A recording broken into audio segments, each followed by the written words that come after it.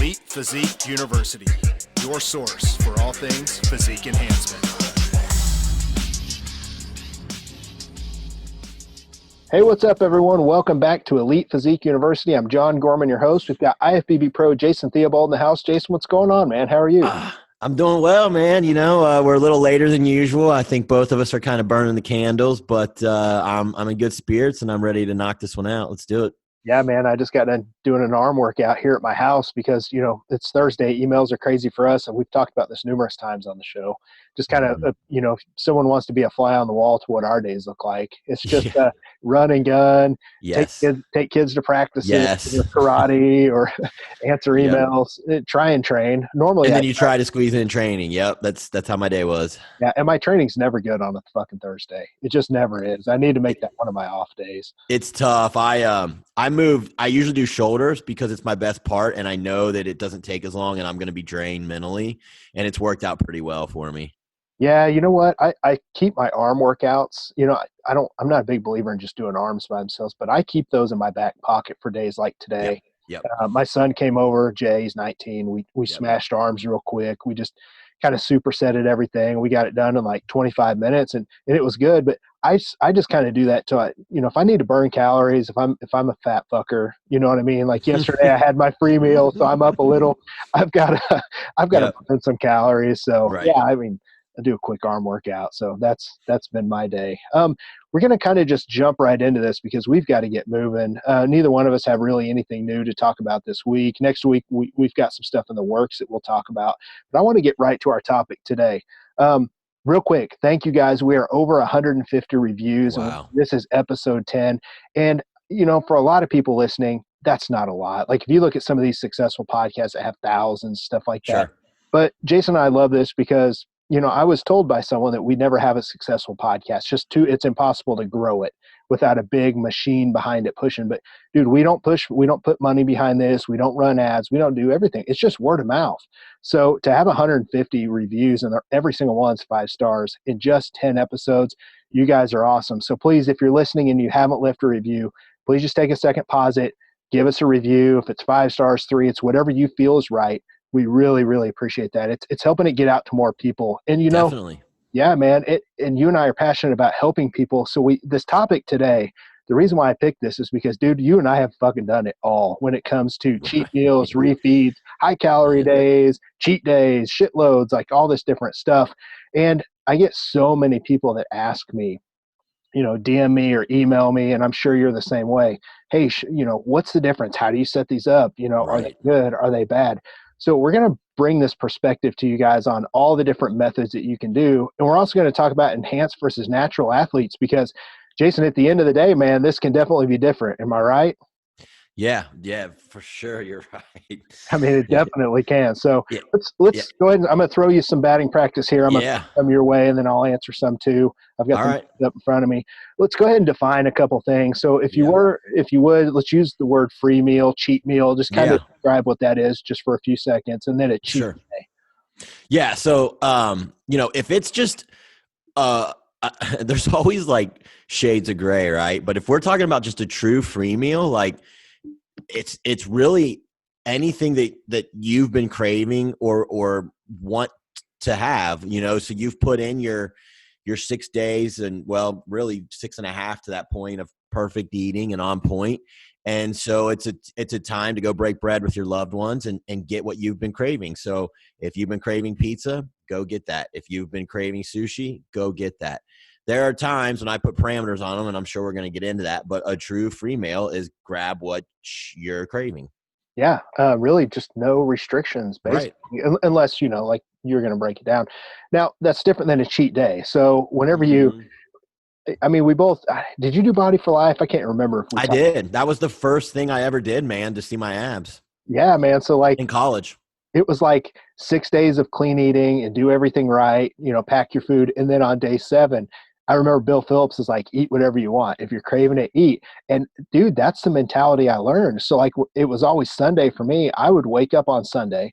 I would go to McDonald's white trash fucking breakfast and I would get pancakes and hash browns and like all this shit, sausage McMuffin.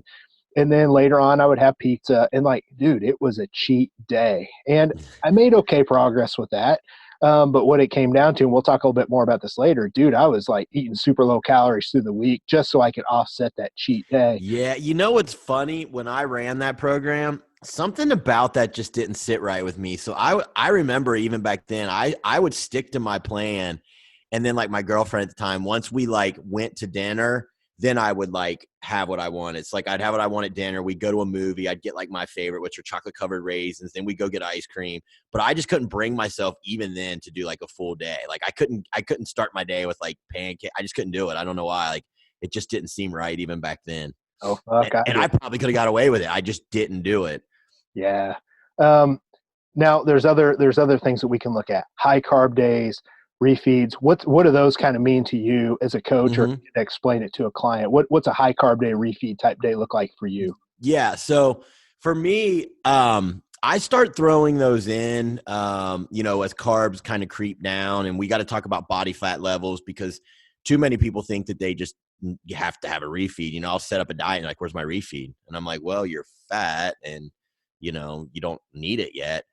So I kind of throw them in when carbs get to around under 1 gram per pound of weight. But generally, I'll double their carbs. So let's say someone's 130 pounds. I finally get them down to 130 carbs.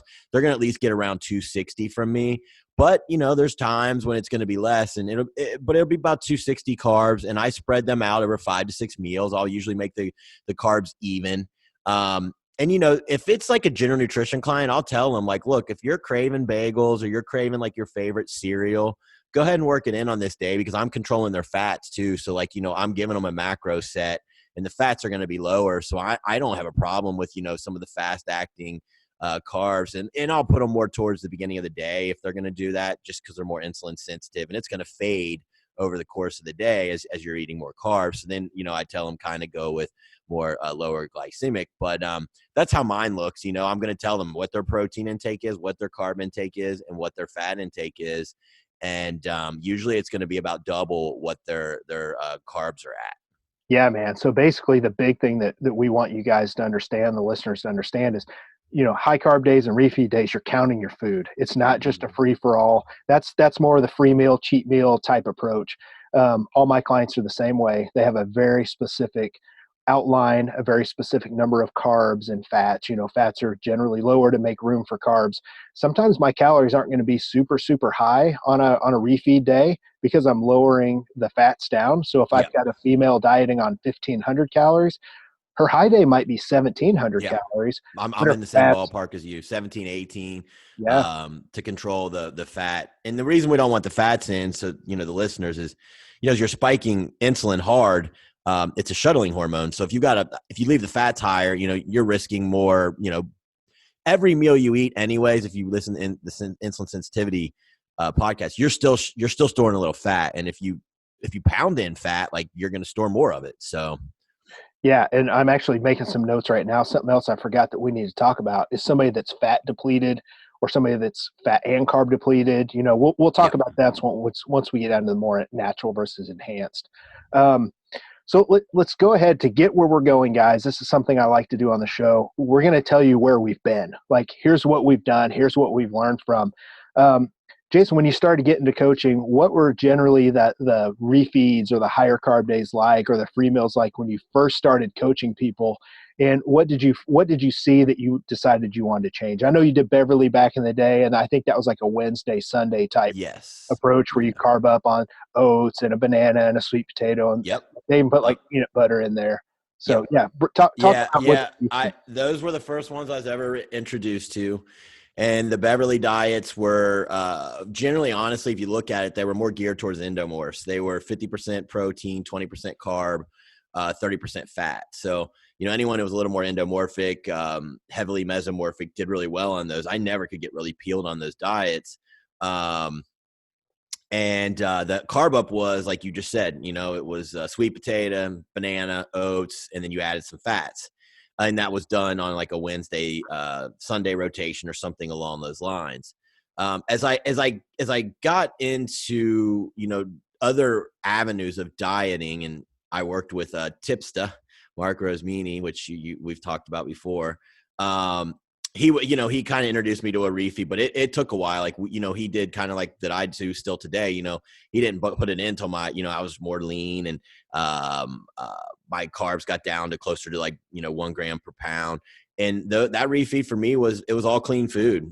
He didn't even bother, saying, hey, you can use some high glycemic. It was all clean food. And it was kind of like I just stated with you. Then I kind of played around with myself, like skip loading, and doing like really high carb days where I would get up into the 700s, 800s, 900s, and maybe my protein would only be like 100 grams I would take in, and I would add no fats at all on those days. And I played around with that, and I got shredded doing that too. I think that's more for an ectomorph, someone like myself who depletes hard. Not many of my clients could get away with 700 carb refeeds, but I do end up with sometimes. But I kind of settled out to the more moderate refeed pretty quickly in my coaching career. I knew that those big ones just weren't going to be where it's at, because then you had to starve too much during the week, and you couldn't train right as soon as those carbs were zapped. And I just felt like a body needed to be fed. So there had to be a happy medium. And I got to that point pretty quickly. Yeah, man. So here's the thing with me. I went from cheat days to one free meal. And then I started experimenting a lot with like really low carb or keto, back in 2007, 2008. And there was always these protocols where you carb up on the weekends or just do massive carb up days, like on a Sunday, because the more depleted you were with carbs, the more you could eat, the more you could carb up. And, you talked about skip loading, and I'll get to that in a second. Prior to me, I actually worked with Skip for about 12 weeks, I think it was. Prior to that, I was doing really high carb days, like high refeed days with low fat, things like homemade pizzas, pancakes, cereals, just real sugary stuff that would store really fast.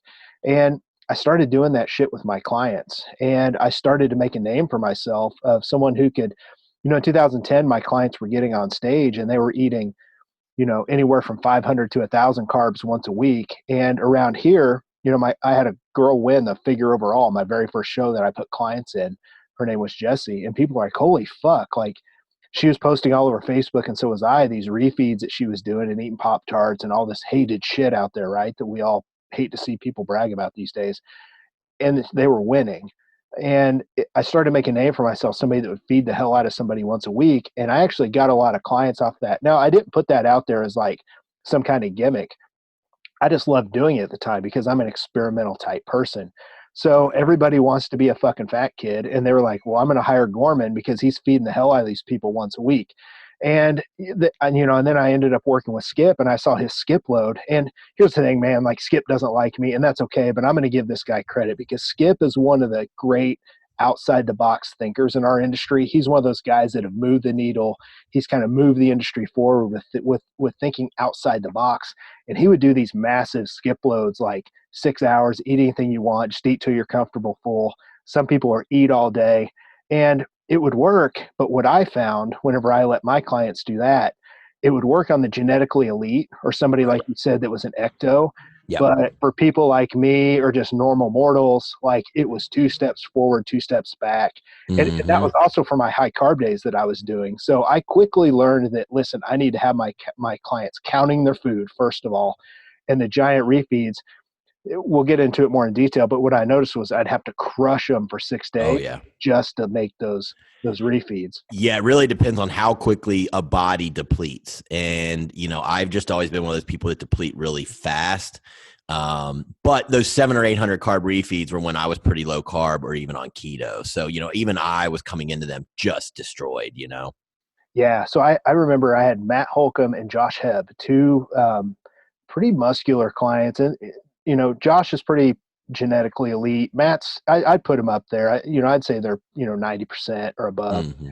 And I was getting them ready. I would let them eat 2,000 carbs on a Tuesday every single fucking week. 2,000 carbs. I mean, that's 8,000 calories just from carbs, right? And I actually did that on peak week. And these guys were winning shows and they were shredded and doing well. But they were the genetically elite. So when people were seeing me do that with my clients, dude, here comes more people. They're like, holy shit, I want to be able to do this. I mean, think about it. Who wouldn't want to? Like, we just didn't know back in the day. But what they didn't see is, there's a lot of clients I wish I had back that I Yes. needed to get another 5 pounds off of. And if I wouldn't have been doing that shit with them, I could have got them leaner. So it wasn't working for everybody, but it only takes showing just a few people getting shredded on something like that. And dude, here they come. Like, everybody experience it. So I quickly learned that, I would be better as a coach if I started to kind of tone those down. Jason, let's talk about why high calorie days, like why refeeds and stuff like that.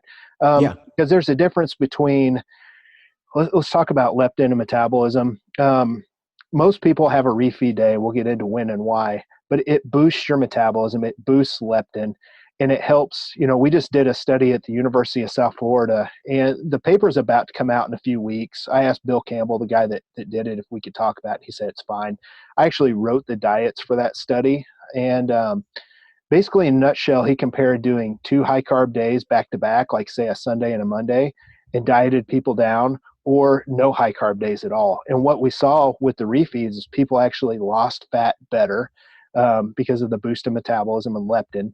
They held on to muscle better. And here's the other thing I've seen from clients as well. They're able to adhere and stick to a plan better because you get a couple days where you can build up some energy. You can fill back out with carbs. And as long as you don't eat too much, it's not necessarily going to offset fat loss. But it's definitely better to use them as long as they're done right versus not use them. Is that something that you would agree with, what you've seen in the trenches?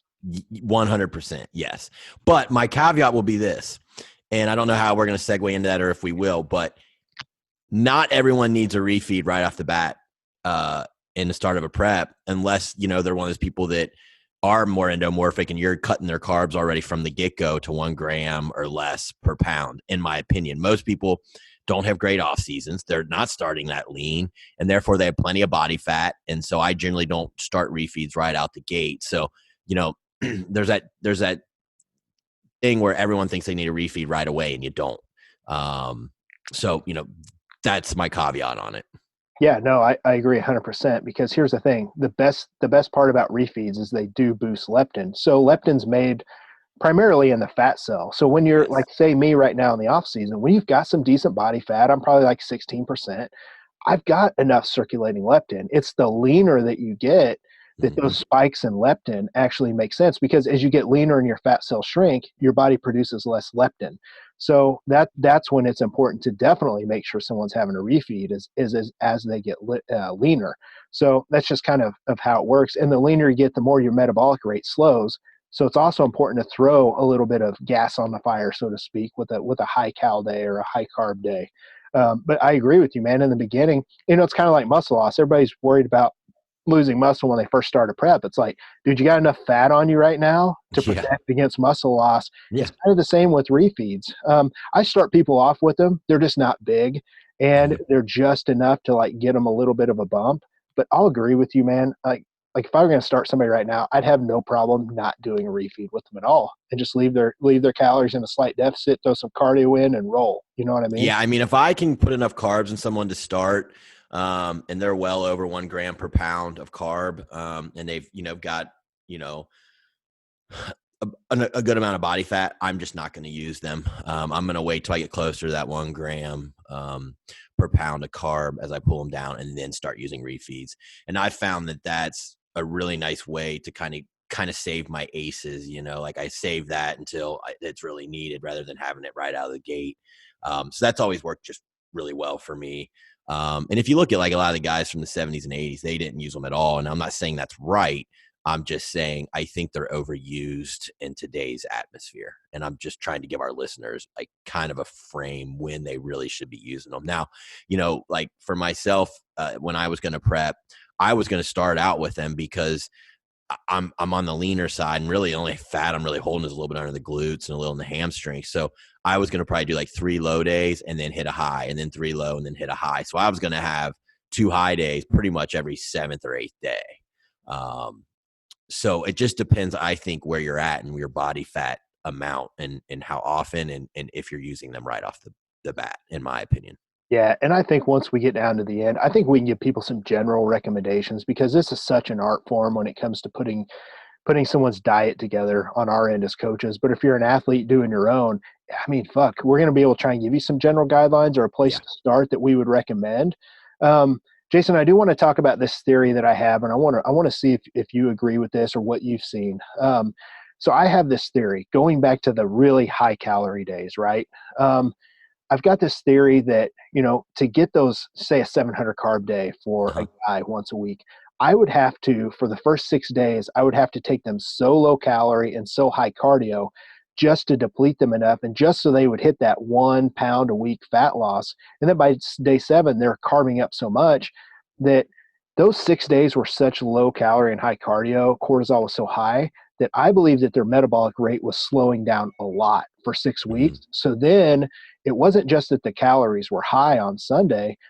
I think their metabolism was slowing so much for 6 days that it enabled those high calorie days on Sunday to even stick to them even more as fat, where that's kind of the theory I have. No one's kind of tested this yet. Like I said, we just had the first refeed study done at USF. So maybe this is something we can look at, but I mean, it makes sense, right? Like if you're going to really, really go low calorie and high cardio just to leave room to have these giant refeeds, they should stick to you easier as fat, especially as your metabolic rate slows and you get down really lean. I mean, would you agree with that? Is that what you've seen? I think it's a good, would we call that a hypothesis? And then I think that it would be interesting, like you said, to have it studied.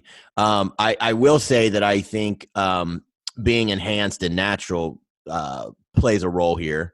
Whether someone, may use metformin, all these things come into play and would allow someone to have the bigger and bigger and bigger refeeds, all while also not taking their calories as low during the week.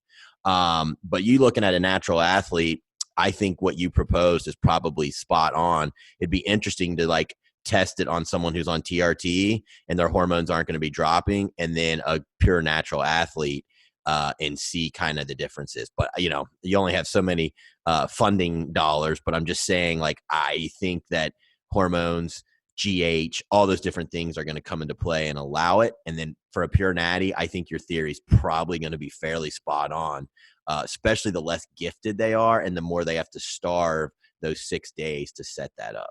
Yeah, man. So let me throw this into your court. This is kind of your baby here. Let's talk about enhanced athletes for a minute, for those that are listening that kind of fall into that category, because it's not necessarily just, I mean, I don't think TRT is enhanced, but they're, most people like myself, I'm just in normal ranges. But let's talk about people that are kind of pushing the limits, or someone that's using thyroid hormone for like T3, for example, or T4 or whatever, to kind of run their thyroid. What do they need carb ups as much as a natural athlete? No, if you're on T3, you really don't need it. I mean, that's one of the, now, okay, to prevent muscle loss, that's a different story. But as far as continuing to burn fat, you really don't need it, because your thyroid's not down regulating. You're not having metabolic adaptation like someone that's not taking thyroid hormone. That's why a lot of times I use Thyroid Boost, which is about every one of my prep clients, to prevent that same metabolic adaptation from occurring. But T3 is obviously strong and going to prevent that. So no, I would say you could skip those to get ahead. Like, let's say you're behind and someone's willing to use it, or they're already on it. You could literally skip refeeding and not have to worry about metabolic adaptation if T3 is in play.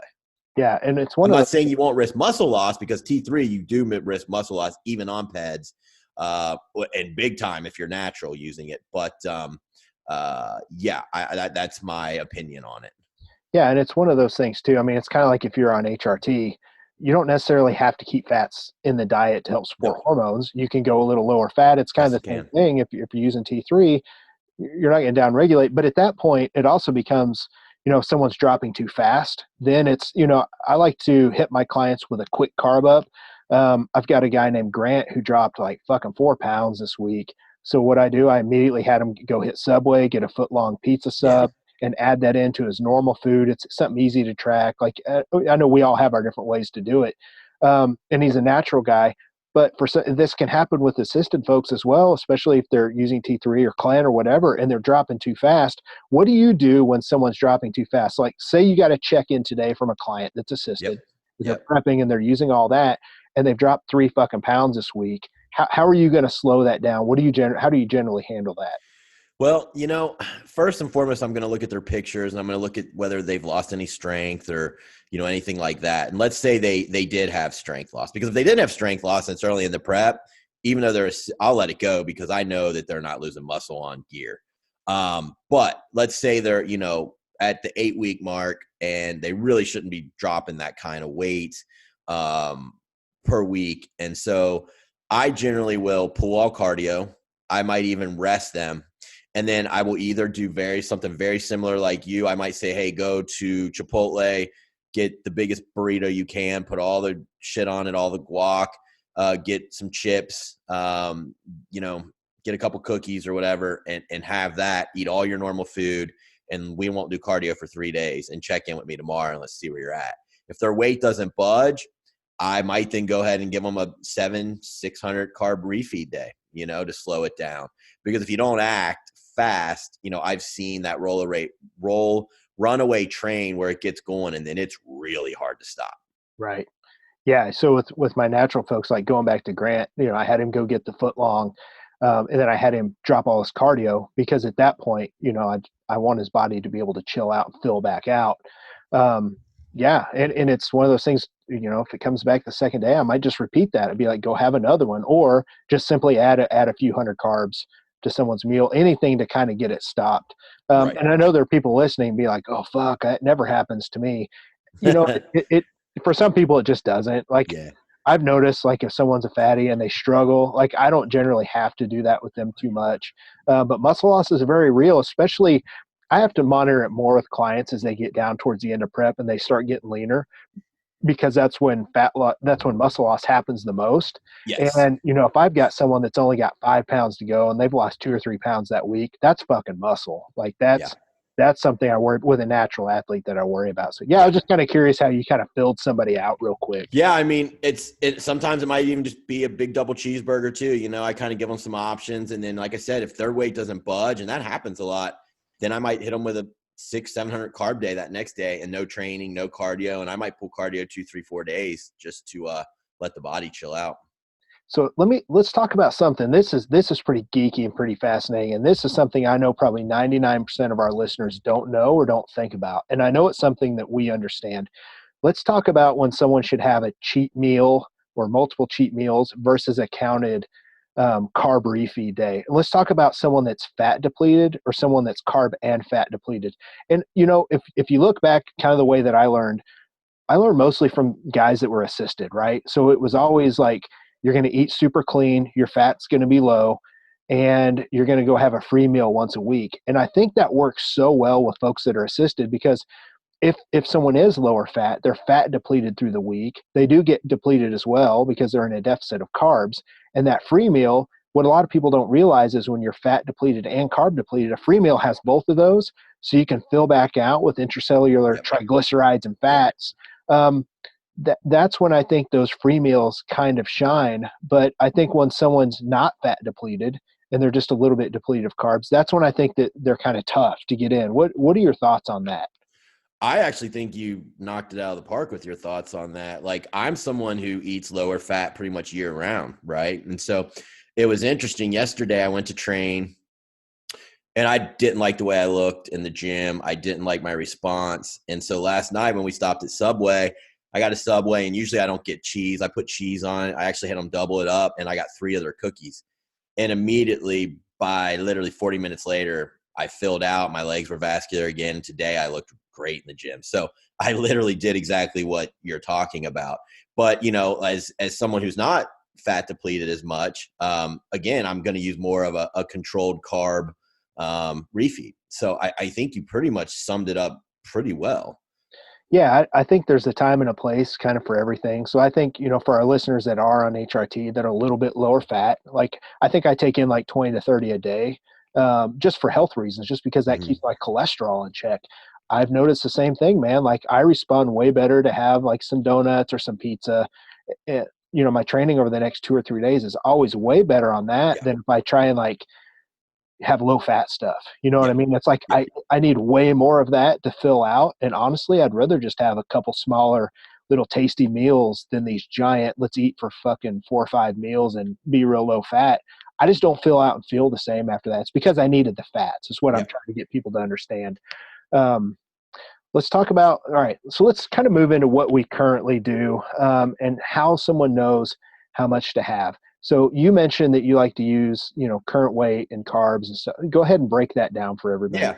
So generally speaking, excuse me, it's been like raining here for like 10 days straight. And so my sinuses are all fucked up.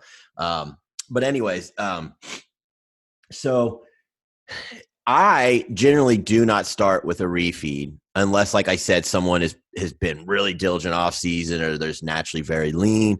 And then I'm like, okay, well, yeah, you're at a point where you need it. So let's say, I've got a 150-pound male. I start him out at 250 carbs on training days, 200 on non. I'm not going to put a refeed with him. Let's just say he's 14% body fat. I don't see the need. His carb needs are covered. He needs to be in a deficit. I don't want the tank filled up. And so, but as I pull 50 carbs and I pull 50 carbs, 2 pulls will have him pretty close to 150. When I get around to there, I'm going to go ahead and double up on his carbs. So he'll get probably a refeed of around 300 grams. And these aren't exact numbers, but it's how I teach it in my mentorship. And, at least it gives you a ballpark area to be at. But basically remember this, you don't need to be skin splitting full while you prep. Okay. You need your tank. Let's think it's a gas tank. You need that on half empty, sometimes maybe only a quarter full. And so when you refeed, you don't have to top that tank off to full. 3/4 is plenty. So, I don't go and give him, cell saturation and things like that. Now, if someone's on keto, yeah, maybe that person would get a 500 to start. And then as they get leaner, I'll up it. But, if I'm using carbohydrates, I like to put it in for our listeners around when I get to 1 gram per pound. And then I'm going to at least double whatever that number is. If I think they have a really good metabolism and everything's going great and they're ahead of schedule and I do the formula and the double puts them at 300, I might add 50, just see how they do.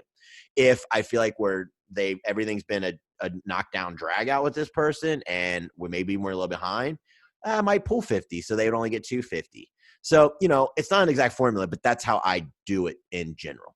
Yeah. And, there's not really a way that we can just tell everybody, hey, here's a formula that everybody can do. It's just impossible. I like that, though. I mean, I think that's spot on. I would do that with my clients right now. Mine is such when we do it, we have to really take each person into consideration. Some guidelines I've just given to people is I just tell them, as long as you're in a deficit and you're getting depleted every week on a certain carb amount, I would just, for ladies, I'll recommend adding an extra 50 to 100 to whatever that total is for the day.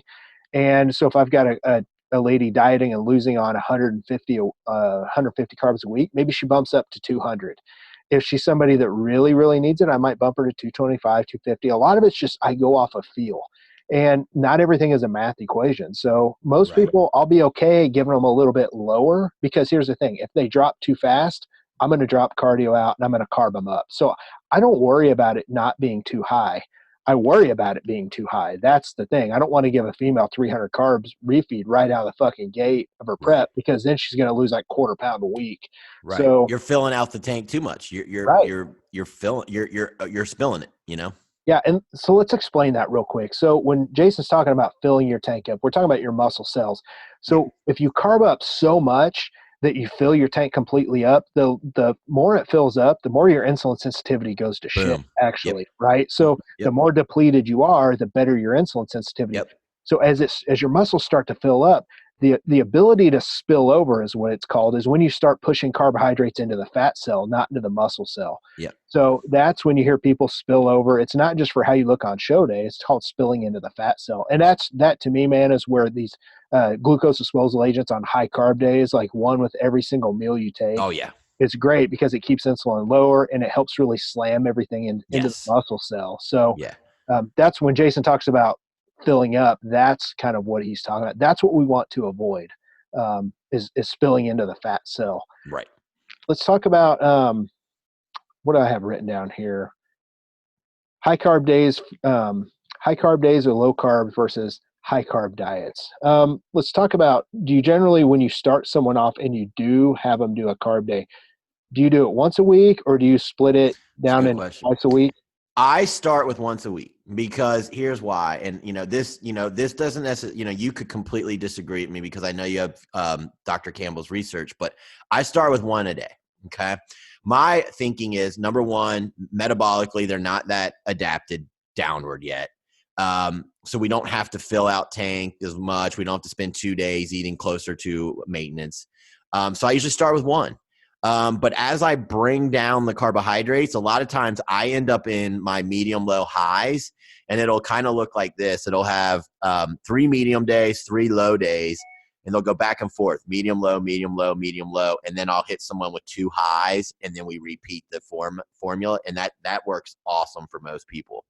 So yes, I start out with 1. I don't jump right to 2, but once I get to that point where even the medium days look pretty brutal, maybe you're down to 80 carbs and your low days are 40, I'm going to go ahead and definitely have 2 back-to-back days because of the research by Dr. Campbell. And I know for a fact metabolic adaptations are cranking at that point. Yeah. And I think if someone, so maybe we've got some listeners that are doing 2 high carb days and they're not making a lot of progress, you can just skip that one and just go to one a week. Yep.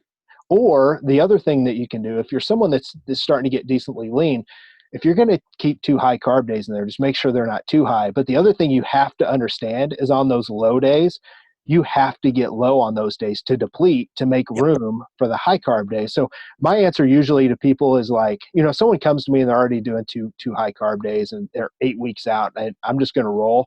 I'm going to go ahead and hammer them down on their low days to make room for that. But most people, if they just ask me the question, I'm like, listen, just skip one of those and just have one a week and see if you start dropping that 1 pound a week that you're looking for. And a lot of the time that kind of fixes it. I think people are trying to have too many high carb days before they're ready. Their body fat's still up there, like you're saying, and they're depleting and they're filling back up. And it's kind of a 2 steps forward, 2 steps back approach. Right. 100%. And it's a good, and something kind of popped into my brain as you were talking. When I use the 2 high days, I don't use that formula I gave you usually. Like I don't want, because again, I worry about spilling over or topping off the tank. I will pull back some. So let's say it would have been 300. Well, I'm probably going to pull them down to maybe 240 and they'll get 2 days of 240 rather than giving them 2 days of 300 or 350. Yeah. So you're kind of like, they're still high because the medium and lows are very low, but when you're really looking at it from an outside perspective, they're kind of medium days, really. Like if you were looking at it from like a beginning of a diet phase, it's not like they're super high, but they're back to back. You're bringing cortisol down, which is also very helpful. You're spiking serotonin, all these different things that kind of just make for an easier 5-day push. Let's talk about that. So I've got that written down. You wanted to mention that whenever you emailed me earlier. You said, let's talk about what scale weight does after the high calorie foods or a free meal and stuff like that. Because I know you want to talk about why it drops for some people. For most people, when they have higher calories, they should fill back out because not only are you filling back out with carbs, those carbs take damn near 3 grams per gram of carb of water just to fill back out and fill out with glycogen plus salt and everything else that you're taking in. So if someone's depleted and they have a high carb day or a free meal, you should gain some weight because it stores this glycogen inside the body. So most people are going to be up a pound or 2 pounds. I mean, it really depends. Man, I don't know how about you feel about this, but I notice someone usually has an issue with having a high carb day. And normally it's females when they've got metabolic resistance and issues like that. We're all seeing them gain like fucking 5 pounds. And that's when their body's just not, either they're blowing it out and not telling me, but I've seen people that are so hormonally messed up. Yes. They're gaining like 5 pounds from eating 250 carbs once a week. But most people I'm seeing gain. What are you seeing with that? And then what do you think is causing people to drop the day after their high calorie days? So, as first off, if I see someone gaining 5 pounds, I'm like you. I literally am like, did you hit those macros? Because for number one, this hasn't happened before. A lot of times I don't see that out, so I'm like, what's going on? And if they assure me that they hit them, yeah, I'm starting to think, man, there's some other adaptation hormonal things going on here. So, I might hit them hard with our cortis. I might rest them.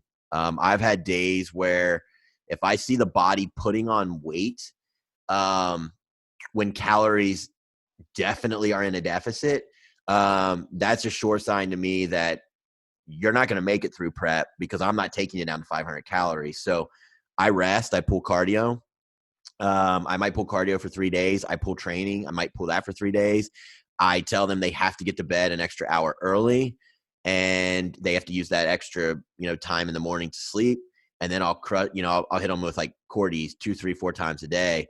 And I'm looking to get the cortisol down big time. So if I see someone gaining weight like that on refeeds and even just like their daily diet, I know that there's other things going on. Yeah. So I start to think about resting. But another thing that I do is I generally do this with just about every one of my females at some point in prep. I will take their protein down to 1 gram per pound of weight, maybe even a little lower. I put what's left back into carbohydrates, and I will pull their fats down, natural or not, and I'll put it into carbohydrates. And usually that brings that cortisol down, and people start dropping again. So rather than just make another pool and put them down to 30 carbs, I do that pretty much at least once in every diet phase. And a lot of times it's around 6 or 8 weeks out that you start to see that. Now, as far as someone who drops from a refeed. Yeah, the day after. Like we've seen those clients that, like if I wake up at 210 and I hammer out 400 carbs and I wake up tomorrow at 209, what's your thoughts on why that's happening? I used to think that it was the thyroid just getting a huge boost. And I'm not saying the thyroid doesn't get upregulated from one day of eating, especially if it was a bigger, carb day. But I really believe it's cortisol dropping majorly, and that's allowing you to pee out more water and to, your body relaxes. Cortisol drops, and there goes the water, and you see that swoosh. So everyone thinks they're leaner because they pulled water, and now the balloon is full, so it's pushing against the skin. But I think a lot of it initially is just a water swoosh from cortisol being lowered. So I really, when I'm manipulating carbohydrates a lot, especially when I do the where I drop protein big time and give them back calories to carbs and drop some fats and give them back to carbs, I'm really looking for that cortisol response in the body to get that down.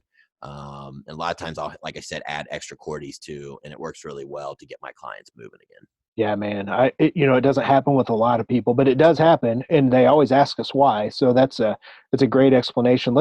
We got a few more bullet points to get through here. I'm going to talk about training on high carb days and the rep ranges and cardio. I know with my clients, I have a very specific protocol I want them to do on their training days that they're going to have high calories, like a refeed, a counted refeed, or even a free meal. It doesn't matter. Usually I save their higher rep training for that day. So basically, for me, higher reps or reps that are going to deplete the best are going to be anything 10 or above, really 15 and above. When someone starts doing 15, 20, maybe even 30 reps on their workouts, that depletes muscle glycogen better. It helps insulin sensitivity, and it helps make more room for the carbohydrates to store. So I always tell my clients, here's your high carb day. Maybe it's a Sunday. I want you to train in the 15 to 20 rep range. And then I'm going to put their HIIT for the week there as well, because that helps deplete glycogen. And it helps make room for those carbs to store easier in the muscle cell versus the fat cell. So I pair that kind of cardio up with the higher rep training, and then I have them take GDAs at every single meal. So basically what I'm trying to do is minimize any kind of spilling, any kind of fat storage at all. It's just kind of a well-rounded approach that I found that, it makes sense. This hasn't been studied, but it doesn't when you understand how the body works. What are your thoughts on that? What do you have clients do, Jason? Well, as we touched on another episode before, I don't think what you're doing doesn't make sense by any means. It's just not something that I personally do. Generally, I will say, if you metabolize carbs super fast and you train at like 5 p.m., go ahead and put your refeed day on a weaker body part or something that, you want to improve. If you don't metabolize carbs fast and you always, feel the best the day after, well, then maybe have your refeed the day before an area you want to improve. So I'm more looking at improvement and the feel that you'll get from training. But I don't do anything special with reps. I don't vary cardio or anything. I don't know. I always get good results. So I'm not saying it wouldn't help, but I don't do it. Yeah, it's just something I use as a fail safe. Right. I know when someone's training in the heavier rep ranges, that can impair insulin sensitivity a little bit. And that's just because there's so much muscle damage. And I'm talking about like if someone's doing the bench press and they're doing sets of 3, right? Like you're causing so much muscle damage. It's just it's not going to be the best for storing higher amounts of carbohydrates. Plus you're just not as depleted. But if someone's depleted throughout the week, you've got to remember too, if you're going 6 days and you're depleted by day 7, maybe it doesn't matter how you train, but I try and pair up my heavier rep ranges the day after they're carved up, just so they're nice and full and they can have a good session the day after. And that's just worked for me and my clients over the years. One of the areas that I want to throw over to you, and this is something that, I think you and I were kind of the first 2 people to really kind of start to do this, or at least talk about it on social media, is using a high carb days to peak people, right? So what I'm talking about is, probably I've got a YouTube video out. It's from like 2014 or 2015. I talked about how I would use my high carb days, and then I would take pictures of my clients, have them take pictures the day after their high carb day, 2 days after, maybe even 3 days after. And I would always compare and see where they looked the best. And before I really knew how to like really peak somebody, that was always kind of my bulletproof approach. So if like somebody looked, better 2 days after 400 carbs, well, fuck, I'm going to have them carb up on 400 carbs on Thursday. And then on Saturday, they're going to look just like they did in the picture. And I'll be damned, that's a pretty good bulletproof approach for anyone listening, that if you don't really know how to peak, just see where you look better, how many days after your high carb days. And I know you do that to some extent, Jason. Kind of talk about what your high carb days look like. And are you using that once you get closer to stage to see where your clients Yes. Yeah, most definitely I'm using it. It just makes good sense, at least as a starting block, right? Like, I'll have people, giving me feedback, sending me pictures 1 day after their refeed, 2 days after their refeed, and we start looking and talking about where they felt best. What I have found with that approach though, it's so hard to mimic the nerves that some people feel leading into the show. And so as nerves go up, cortisol is going up, their adrenaline's going up, they're burning more. And so usually I'm prepared with that type of scenario that they're going to wake up pretty flat compared to how the look was when they were just chilled 4 weeks out. So I'm ready to put sodium, fat, carbs, a good amount of water in them on Saturday. But if you understand that and know that about yourself, that you stress a lot, just understand that, yes, it makes a lot of sense in theory, but I see them flatten out more than what I see when we're practicing it during the weeks leading up.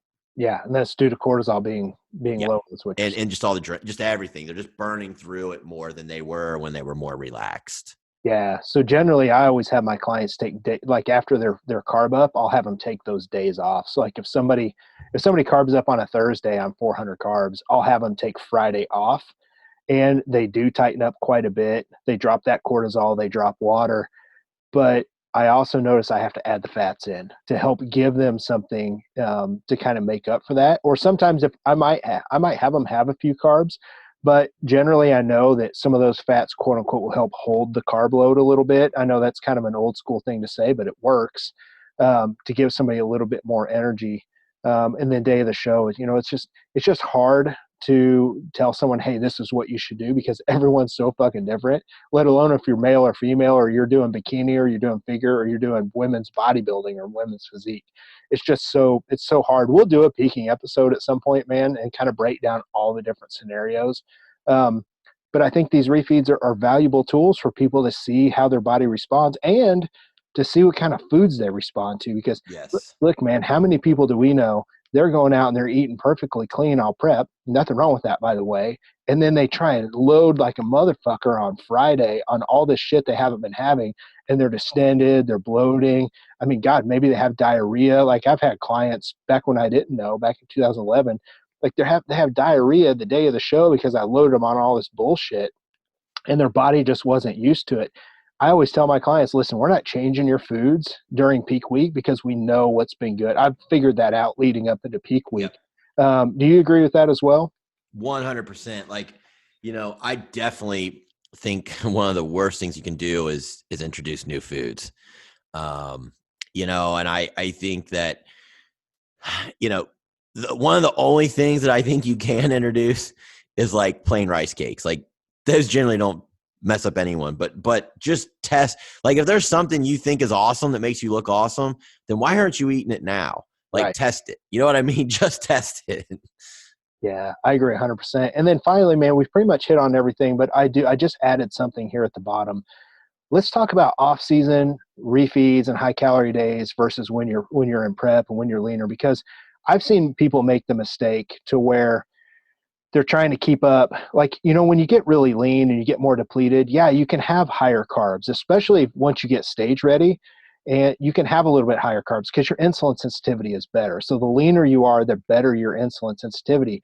Yep. But when you're in the off season, the more body fat you have on you, the shittier your insulin sensitivity is going to be compared to when you're lean. So if you're someone that's still trying to keep your carbs really low through the week, just so you can have these massive feedings on Sunday, but your body fat's going up, it's just going to continue to get worse. And I see people making the mistake. They're trying to have these massive refeeds in the off season.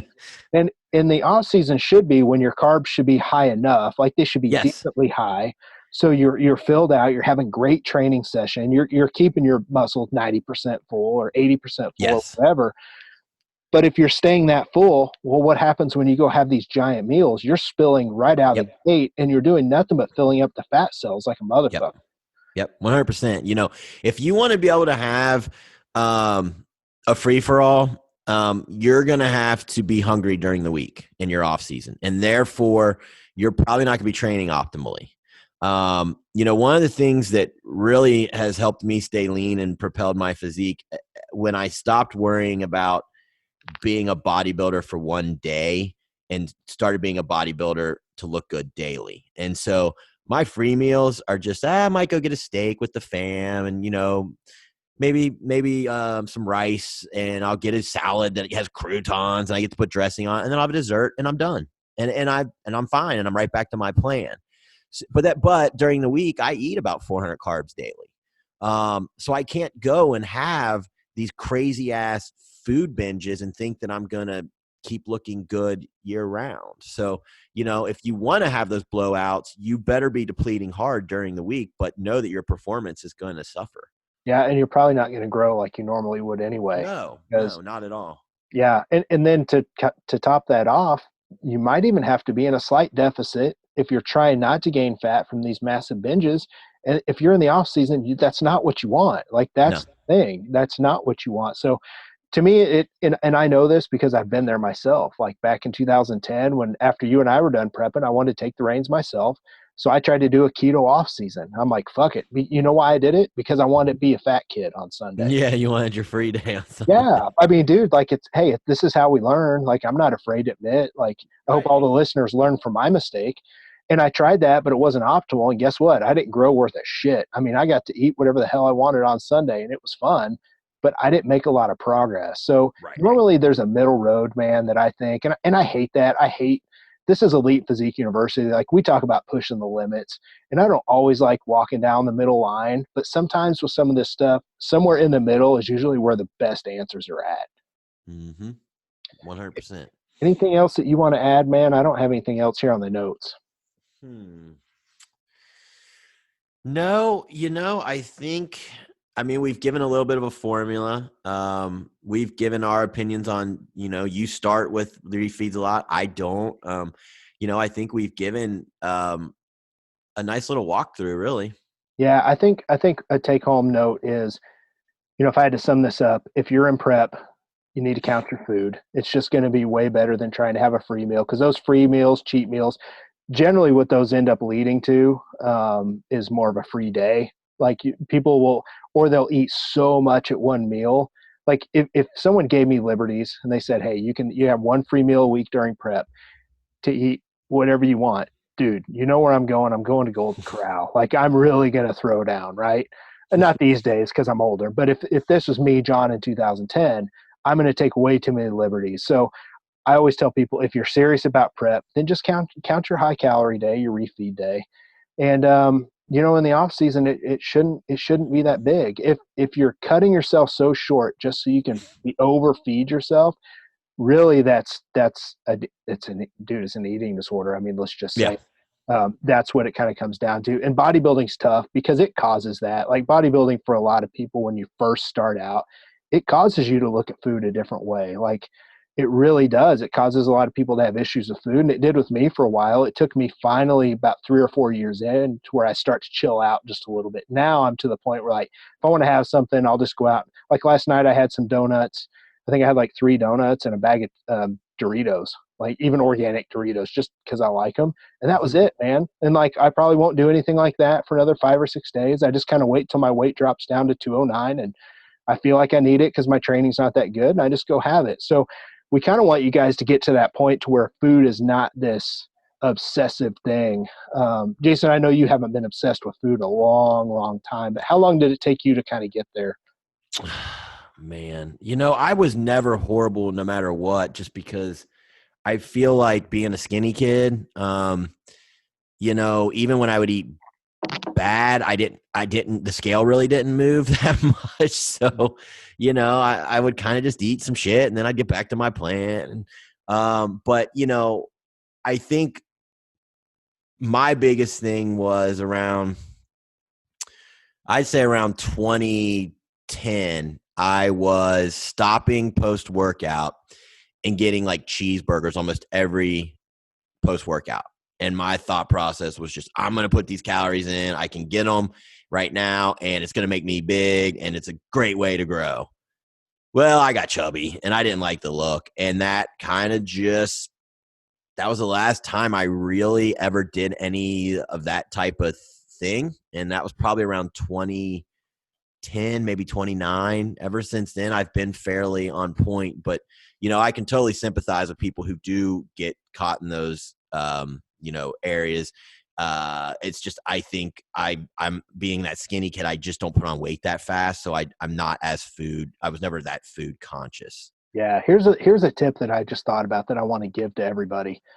If you're somebody that for you to be able to stick to your plan through the week and you have to have a pretty big meal, what I tell people is like, try and have it later in the evening, because what happens generally, like with me back in the day when I had an issue with food, dude, if I would like go work out after church, like at 1 o'clock, and then I would eat my free meal at 2 or 3, dude, I wouldn't stop. Like I wouldn't stop until the end of the day. Right. So the floodgates were open. Right. So what I tell people now is like, listen, train in the evening, like on a Sunday night or whatever day it is, train in the evening, be finished, 2-3 hours before bed, and then go have that free meal. And that kind of helps people offset. And if somebody is really struggling and showing issues, but they have to have a free meal, I will have them just have protein and veggies only for their first, 2 or 3 meals. And what that does is that just holds a little bit of calories back from carbs and fats, and it depletes them a little bit just in the short term. And then it lets them go eat. And I've noticed when I do that with clients, they don't mind eating a few protein veggie meals, like 3 or 4. Then they go train. And yeah, their training's not going to be great, but it's the high rep ranges. So it's not like you're trying to go in there and squat sets of 3. So training the high rep ranges, you've held out carbs and fats and you're just doing protein veggies. Then when they go eat a couple meals, it's not coming out in the wash, but you've made room to be able to eat higher fats and higher carbs. So that's kind of a tip that I've given people, that just because You know, at the end of the day, I can tell someone like, listen, this is exactly what I want you to do. And for prep, like I don't fuck around. Like if you chose this, here's what you're doing. You're counting your refeed. But like for a lifestyle type client, if they have to have it, that's kind of an adjustment I've had to make, because to me as a coach, I should try and find a plan that's still going to get them results. It may not be the best plan on paper, but if it still gets them results and they can adhere to the diet, for a lifestyle client, I'll let them do that. You know what I mean? Yeah. All right, man. I know you're back to emails, and I'm going to go get in the shower and knock out some emails myself. So from It's Jason, fun stuff. yeah, man, got to love Thursdays, and we appreciate you guys. Please leave that review. From Jason and myself, we're out of here. Thanks, guys. See ya.